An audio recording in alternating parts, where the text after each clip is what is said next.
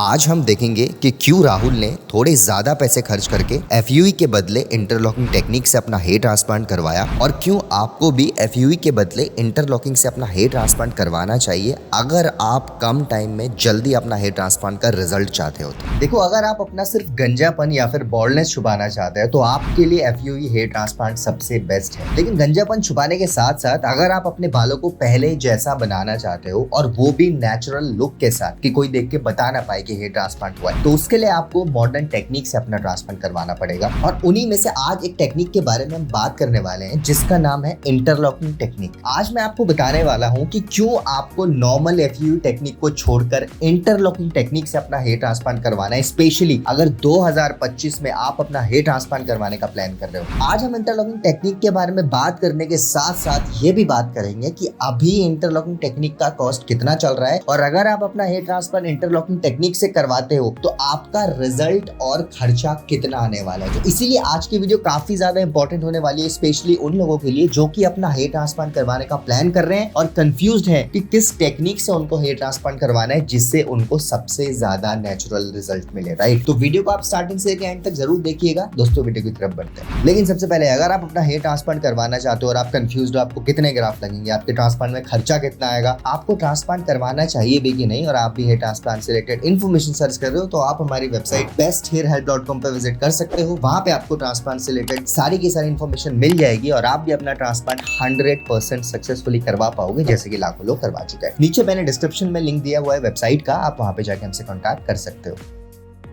अब इससे पहले मैं आपको एफयूई ट्रांसप्लांट और इंटरलॉकिंग ट्रांसप्लांट के बीच का डिफरेंस बताऊं, पहले मैं आपको अपने एक सब्सक्राइबर से मिलवाना चाहता हूं जिन्होंने आज से लगभग 7 महीने पहले हमसे कांटेक्ट किया था। अब देखिए, अगर मैं आपको ऑनेस्टली बताऊं तो जब इन्होंने कांटेक्ट किया था तो ये नॉर्मल एफयूई से अपना हेयर ट्रांसप्लांट करवाना चाहते थे। राइट, इनकी कोई टेक्निक को लेकर बहुत ज्यादा रिक्वायरमेंट नहीं थी, ये बेसिकली अपना ट्रांसप्लांट एफयूई टेक्निक से करवाना चाहते थे। बट एफयूई हेयर ट्रांसप्लांट की रिक्वायरमेंट के साथ साथ इनकी एक और रिक्वायरमेंट थी जो की थी एक नेचुरल हेयर लाइन। राइट, इन्होंने पहले ही क्लियर कर दिया था कि मैं अपनी हेयर लाइन के लिए ट्रांसप्लांट करवाना चाहता हूं, तो मेरे को हेयर लाइन से कोई भी कॉम्प्रोमाइज नहीं करना, मेरे को एक नेचुरल हेयर लाइन चाहिए। राइट, अब देखो, क्योंकि ये काफी ज्यादा यंग थे तो इतनी यंग एज में इनका ज्यादा डोनर यूज करवाना भी सही नहीं था, क्योंकि इसमें भी कोई डाउट नहीं है कि अगर ये नॉर्मल एफयूई से अपना हेयर ट्रांसप्लांट करवाने का प्लान करते, राइट, तो ऐसा नहीं है कि नॉर्मल एफयूई से इनकी हेयर लाइन अच्छी नहीं आती, बट नॉर्मल एफयूई से जो नंबर ऑफ ग्राफ्ट की रिक्वायरमेंट थी वो हो सकता है इंटरलॉकिंग टेक्निक से ज्यादा होती, क्योंकि एक नेचुरल हेयर लाइन देने के साथ साथ हेयर लाइन का डेंस होना भी काफी ज्यादा जरूरी था। राइट, इसीलिए फाइनली डॉक्टर ने इनको इंटरलॉकिंग टेक्निक रिकमेंड किया और फाइनली इन्होंने जयपुर के एक बहुत अच्छे क्लिनिक से अपना हेयर ट्रांसप्लांट करवाने का प्लान किया, वो भी इंटरलॉकिंग टेक्निक से। और आप देख सकते हैं काफी अच्छी तरीके से इनका हेयर ट्रांसप्लांट हुआ। अब देखो, ये तो मैं पहले भी आपको बता चुका हूँ कि इंटरलॉकिंग टेक्निक में नॉर्मल एफयूई टेक्निक से ज्यादा डेंसिटी आती है, even with the same number of graft. अगर सेम नंबर ऑफ ग्राफ्ट हम इंटरलॉकिंग में लगाते हैं और वही सेम नंबर ऑफ ग्राफ्ट हम एफयूई टेक्निक में लगवाते हैं तो जो डेंसिटी होती है वो इंटरलॉकिंग टेक्निक की ज्यादा आती है as compared to normal FUE technique with the same number of grafts, right? अब देखो, इंटरलॉकिंग टेक्निक में स्पेशलाइज्ड पैटर्न में ग्राफ्ट को लगाया जाता है जिसको बोला जाता है इंटरलॉकिंग पैटर्न, जिस वजह से इस टेक्निक का नाम इंटरलॉकिंग टेक्निक पड़ा है। इंटरलॉकिंग पैटर्न में एक्चुअली होता क्या है कि ग्राफ्ट को एक इंटरलॉकिंग पैटर्न में लगाया जाता है, जिस वजह से जो इल्यूजन क्रिएट होता है जब हेयर ट्रांसप्लांट का रिजल्ट आता है, उस इल्यूजन में आपकी जो डेंसिटी होती है वो ज्यादा लगती है as compare to normal FUE technique. अगर मैं बात करूँ कुछ एग्जाम्पल्स की तो आप देख सकते हैं, ये कुछ सर्जरी की बात की फोटोज है जिसमें इंटरलॉकिंग पैटर्न में हेयर ट्रांसप्लांट हुआ है। राइट, आप इन फोटोज में देखिए साफ साफ क्लियरली विजिबल है कि जो ग्राफ्ट का प्लेसमेंट हुआ है वो इंटरलॉकिंग पैटर्न में हुआ है, थोड़ा इरेगुलरिटी के साथ ग्राफ्ट का प्लेसमेंट इंटरलॉकिंग पैटर्न में किया है, जिस वजह से जो डेंसिटी आती है with the same number of graft. Suppose 3000 graft अगर इंटरलॉकिंग पैटर्न से लगाए गए हैं और 3000 ग्राफ्ट एफयूई टेक्निक से लगाए गए हैं तो जो डेंसिटी होगी वो ऑब्वियसली इंटरलॉकिंग पैटर्न की ज्यादा आएगी, क्योंकि वहां पे जो ग्राफ्ट का पैटर्न होता है उससे एक इल्यूजन क्रिएट होता है। राइट, बाल तो उतने ही हो गए लेकिन जो इल्यूजन क्रिएट होता है इंटरलॉकिंग पैटर्न की वजह से उससे ज्यादा डेंसिटी दिखती है। राइट, जबकि in the case of FUE hair transplant obviously FUE transplant में रिजल्ट आता है, अच्छा आता है, हेयर लाइन भी नेचुरल आती है, बट जो डेंसिटी होती है वो as compare to interlocking technique थोड़ी कम होती है। राइट, तो गाइस नंबर 1 रीजन तो ये हो गया जिस वजह से इंटरलॉकिंग टेक्निक की डेंसिटी ज्यादा आती है as compare to normal FUE technique. अगर मैं बात करूं नंबर 2 रीजन की, वो है बेटर सर्वाइवल ऑफ ग्राफ्ट। अब देखिए, जैसा कि मैं पहले भी बता चुका हूँ, इंटरलॉकिंग टेक्निक में आपके जो स्लिट्स बनाए जाते हैं वो सफायर ब्लेड से बनाए जाते हैं। अब बेसिकली होता क्या है, सफायर ब्लेड्स के जो स्लिट्स होते हैं वो नॉर्मल ब्लेड से थोड़ा ज्यादा इफेक्टिव होते हैं। अगर मैं बात करूं एंगुलेशन की, डायरेक्शन की, तो सफायर ब्लेड्स के स्लिट्स की एंगुलेशन और डायरेक्शन काफी ज्यादा अच्छी होती है, जिस वजह से जब ग्राफ का प्लेसमेंट उन स्लिट्स में किया जाता है तो 0.001% चांसेस होते हैं कि वो ग्राफ डैमेज हो जाए। Whereas in the case of normal FUE transplant कई बार क्या होता है, जो अनएक्सपीरियंस्ड क्लिनिक्स होते हैं वो नॉर्मल एफयूवी ट्रांसप्लांट में, क्योंकि नॉर्मल ब्लेड से स्लिट्स बनाए जाते हैं तो उस वजह से स्लिट्स इतने ज्यादा एक्यूरेट नहीं बन पाते और कुछ ग्राफ्ट्स इम्प्लांटेशन के टाइम ही डैमेज हो जाते हैं, राइट। जबकि मैं बात करूं इंटरलॉकिंग टेक्निक की, तो इंटरलॉकिंग टेक्निक में ग्राफ्ट का सर्वाइवल रेट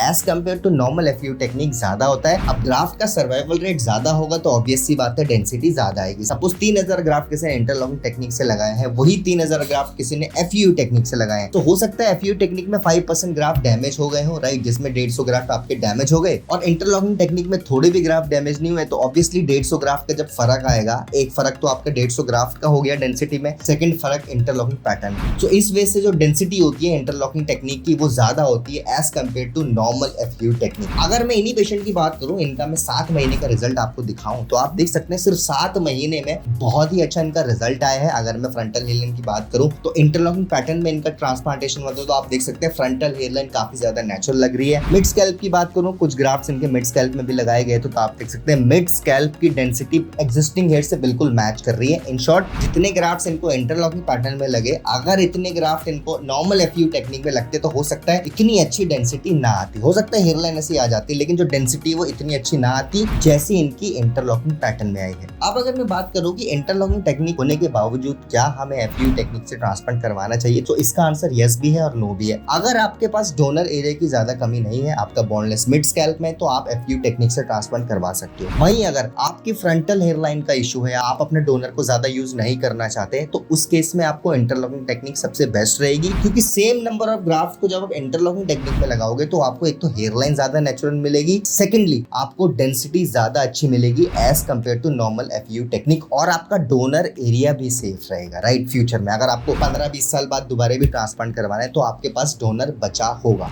और गाइज, इन्हीं रीजंस की वजह से आज की डेट में इंटरलॉकिंग टेक्निक ज्यादा प्रेफरेबल है as compare to normal FUE technique, और ज्यादातर लोग इसीलिए ज्यादा पैसे खर्च करके इंटरलॉकिंग टेक्निक पे अपना ट्रांसप्लांट करवाते हैं। कई लोग का ये भी डाउट रहता है कि अगर हम इंटरलॉकिंग टेक्निक से ट्रांसप्लांट करवाते हैं तो मेडिकेशन सेम लेनी पड़ती है जैसे कि हमको नॉर्मल एफयूवी टेक्निक में लेनी पड़ेगी, तो इसका आंसर यस है, मेडिकेशन पूरी सेम होती है। एक्चुअली सर्जरी करने का तरीका थोड़ा डिफरेंट होता है, सर्जरी सेम होती है, राइट। मेडिकेशन सर्जरी के बाद जो होती है वो सेम ही आपको दी जाएगी, राइट। आपके पास पीआरपी ट्रीटमेंट या जीएफसी ट्रीटमेंट जो एफयूवी टेक्निक के बाद दिए जाते हैं वही इंटरलॉकिंग टेक्निक के बाद भी दिए जाएंगे। फर्क बस इतना होगा, एक तो ट्रांसप्लांटेशन करने के तरीके में फर्क होगा, सेकेंडली रिजल्ट में थोड़ा बहुत फर्क होगा, और हाँ, third and the most important, costing में भी थोड़ा बहुत फर्क आता है। अब आते हैं इंटरलॉकिंग टेक्निक की कॉस्ट पे। तो अगर मैं बात करूं इंटरलॉकिंग टेक्निक की कॉस्ट की, तो जब इंटरलॉकिंग टेक्निक नई नई मार्केट में आई थी तो इसकी costing 18 to 20 rupees per graft हुआ करती थी, आज से 1.5-2 साल पहले। आज की डेट में अगर मैं बात करूं तो इंटरलॉकिंग कॉस्टिंग लगभग 25 to 30 रुपीज पर ग्राफ्ट हो चुकी है। तो गाइस, नीचे कमेंट्स में जरूर बताना आप लोगों ने इंटरलॉकिंग टेक्निक की कितनी कॉस्टिंग सुनी है, राइट, क्योंकि मुझे पता है आप लोगों में से जो भी ये वीडियो देख रहा है, हो सकता है सारे लोगों ने अलग अलग कॉस्टिंग सुनी होगी, तो मैं भी जानना चाहूंगा आप लोगों ने इंटरलॉकिंग टेक्निक की आज तक कभी किसी क्लिनिक को कांटेक्ट किया तो कितनी कॉस्टिंग आपको बताएगी, नीचे कमेंट में जरूर बताना, मैं सारे कमेंट्स पढ़ता हूँ। और एक और सबसे इंपॉर्टेंट बात मैं आपको बता दूं, इंडिया में बहुत सारे क्लिनिक्स हैं जो क्लेम करने लग गए हैं, क्योंकि उन्होंने देखा कि लोग इंटरलॉकिंग टेक्निक करवा रहे हैं ट्रांसप्लांट में, तो उन लोगों ने भी क्लेम करना स्टार्ट कर दिया कि हमारे क्लिनिक में भी इंटरलॉकिंग टेक्निक होती है, जबकि ऐसा नहीं है। इंडिया में बहुत कम क्लिनिक्स ऐसे हैं जहाँ पे ऑथेंटिकली